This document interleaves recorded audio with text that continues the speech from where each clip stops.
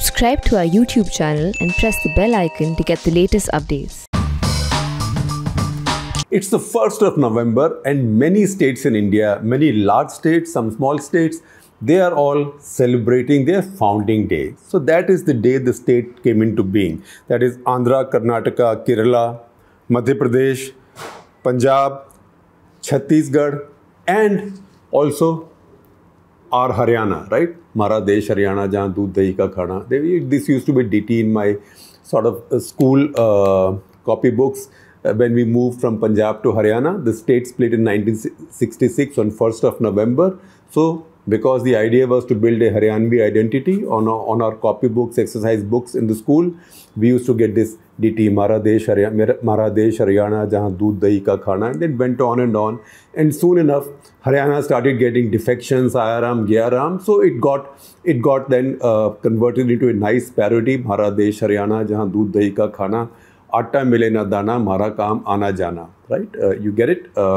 So translation loses all flavor, but I know that not all our audiences speak Hindi, and definitely even among those who speak Hindi, very few speak Haryanvi or understand Haryanvi. This will be a bit like, and I'm sorry, I'm a bad translator, particularly on the run.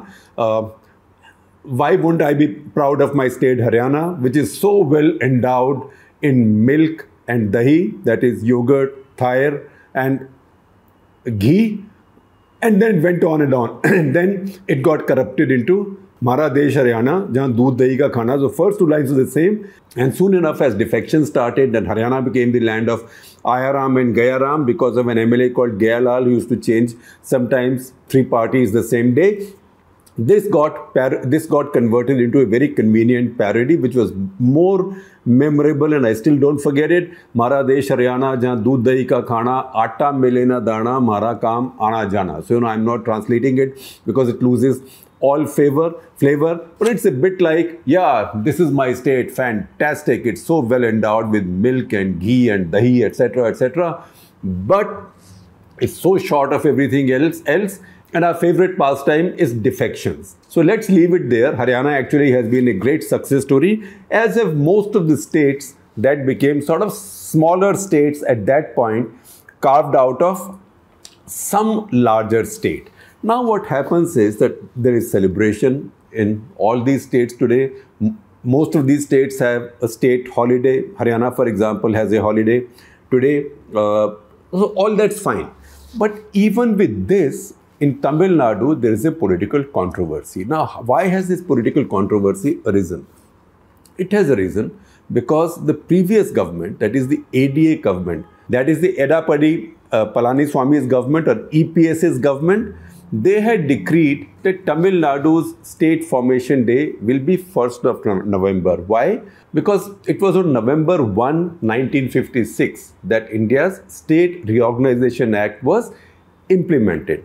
And what was earlier Madras Presidency, out of that some states were carved out, that is Andhra, Karnataka and Kerala. And the state of Tamil Nadu, which was then called Madras, came in 1st of November 1956. So EPS's ADMK government said that will be the state formation day.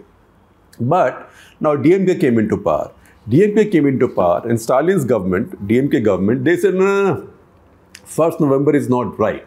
That was 1956. That is just because other states were carved out of the old Madras Presidency. It was in 1968 that Tamil Nadu Assembly, then Madras Assembly, passed the resolution to rename the state Tamil Nadu. And it was 1969, on 18th of July 1969, that the state was named Tamil Nadu. So now our state formation day will be 18th of July. That immediately led to protests by EPS, his deputy OPS, both of them saying, what the hell is going on? This is political victimization. You are playing politics. November 1 is the date. So there is a bunch of tweets that you will see from O. Paneerselvam or OPS, the former Deputy Chief Minister from the ADMK government, who says that, look, if you are shifting this, that means you are saying that our state came into being 11 years after it had already existed. How can it be? And then he makes a point, which is an interesting one. He says, What is a child's date of birth? When do you celebrate a child's birthday? On the day the child was born or on the day the child was named? So this is one of those controversies which are now raging. In fact, even TTV Dinakaran, who's actually an ally of the DMK, even he has said this is a waste of time, focus on public health, etc., etc. What is the point of changing this date? Nevertheless, this has happened. Now, this is, what happens in our country is sometimes in politics, when things become too dull, we have to find things to keep ourselves engaged, busy, entertained. So what is called as time pass now in every language of India, I find now little biscuit brand called Time Pass. I find some namkeen called Time Pass. So everybody understands Time Pass in Tamil, Gujarati, Hindi, any language, English of course. So this is politics for time pass. And that is what's happening in Tamil Nadu right now. Now, this, however, gives us the opportunity to look at some fascinating stuff, fascinating data on how India's states came into being. Now, not many of us would know that when India became independent, only some states in India, in fact, only 9 states had the status of being full states. So India, at that point, when we became independent, even after the constitution came in, even after that, India had 3 categories of states, A, B, and C. So A category had 9 states. These are the former governors' provinces in India, where the governor was appointed by the president, earlier by the crown or the viceroy, by the president. And these states, these 9 states were Assam, Bihar, Bombay, not Mumbai, it was called Bombay, Madhya Pradesh, which was formerly central provinces, and Berar, Madras, Odisha, ORISSA, and I'll tell you something interesting about Odisha in a minute. Punjab, or what was called East Punjab earlier, Uttar Pradesh, what was also called United Provinces. So these 9 were called the Part A states, not Class A. Part A states. Then Part B had 8 states. These 8 states were Hyderabad. Most of these states were like either princely states or they were conglomeration of princely states which were under one head. That head at that point was called Raj Pramukh, appointed by the President of India again. So that was Hyderabad, Jammu and Kashmir, Madhya Bharat. In fact, the most complicated you will find is the Madhya Pradesh situation, because it appears in many different forms, parts of it, and you can see that a lot of consolidation took place later until the division took place and Chhattisgarh came into being also. So Hyderabad, Jammu and Kashmir, Madhya Bharat, Mysore, Patiala. Patiala actually was called, that region was called Pepsu. So in fact, even I remember from my childhood, just as there was Punjab Roadways, there was also a Pepsu Roadways. So Pepsu was Patiala and East Punjab States Union. So Pepsu, Rajasthan, Saurashtra, Travancore, Cochin. All 8 were the Part B states. Then Part C states were 10. Part C states were former Chief Commissioners' provinces, a kind of union territory arrangement, although they were not called union territories till then. So a Chief Commissioner was appointed by the President of India. These were, and also some of these were also princely states. So these were Ajmer, Bhopal, you can imagine, these must have been princely states, Ajmer, Bhopal, Bilaspur not in Madhya Pradesh but in what is now in Himachal Pradesh, Kurg in Karnataka now, Delhi, Himachal Pradesh, Kutch, now part of Gujarat. It was then spelled with a C, now spelled with a K. Manipur, Tripura, and Vindhya Pradesh. Now, I told you that Madhya Pradesh gets very complicated because you have Madhya Bharat, you have Vindhya Pradesh, you have Madhya Pradesh already, you have Berar. So, Madhya Pradesh is the most complicated. And then there were Part D states. There was only one at that point. Part D states were administered directly by Delhi under a lieutenant governor. And the only one Part D state in India was Andaman Nicobar. In fact, it is the Part D states that eventually became like the union territories in India. So Delhi is a union territory, although it has an assembly, but still a union territory. Chandigarh is a union territory. Now, how did this principle of states based on languages came in? If you see this reorganization that was done by the States Reorganization Commission under former Chief Justice of India, Justice Fazal Ali, and also including giants like H.N. Kunjru and K.M. Panikkar, right? The basis was linguistic, that form states based on which language was spoken. That's why about 18 districts of Madras Presidency where Telugu was spoken were taken out into Andhra Pradesh. That was the language principle. And that's why Karnataka and that's why Kerala, that's how the states came in, and that's how these districts were taken out of Madras Presidency.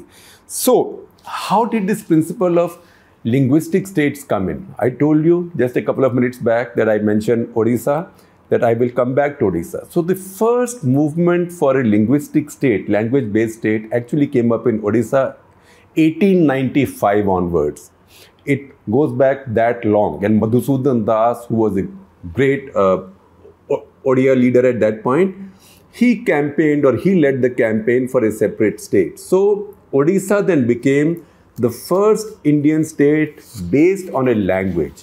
First state created based on language or on linguistic basis under the British. And that happened in 1936. And then what happened in 1956 took that principle forward. And that's when, and some other adjustments took place. Bilaspur, for example, was merged with Himachal Pradesh in 1954. Later, Himachal became a full-fledged state. Andhra had been formed through a separate act in 1953. But 1st November 1956 is when this big law was enacted based on the recommendations of States Reorganization Commission. And after that, we know there have been many changes after that. Haryana and Punjab again were linguistic basis because there was demand for a Punjabi Suba, and there was also a count where people had to say what is my mother tongue, Hindi or Punjabi. So on the basis of that, Punjab actually made itself smaller. So Haryana became a state in its own right. Himachal also became a state in its own right. And then other states came in which was not purely on linguistic basis. For example, the latest example, Telangana. Telangana has broken away from the earlier Andhra. Both states speak the same language, but then geography, some subtle differences in culture. I will not say more than that here because I'm ignorant. I'm not so well versed in the differences between people of cultures of Telangana and Andhra, and I don't want to get myself into trouble because these are polarizing issues. So I will not go there. But the fact is that this was not done on linguistic basis. Similarly, the creation of or the taking away of Uttarakhand from Uttar Pradesh was not on linguistic basis. Both sides, people on both sides speak Hindi. It was done on geographical basis. Similarly, Jharkhand, Chhattisgarh, the basis was not linguistic, but the main basis on which India's states have been constituted is linguistic. And this is where this big change came up in 1956, and that is when A, B, C, D states were abolished, and now you just have either full-fledged states or union territories. So today, politicians in Tamil Nadu fighting over what should be their state formation day. Isn't that a bit of a time pass thing to do? So as in Hindi, we'd say, समय बिताने के लिए करना है कुछ काम, right? That तो आप अंताक्षरी कर सकते हैं. You can play cards. You can play carom, which seems to be the custom in eastern parts of India because there is a lot of faltu time. So this looks like one of those things, but these things in India tend to get very emotional. So we have to be careful.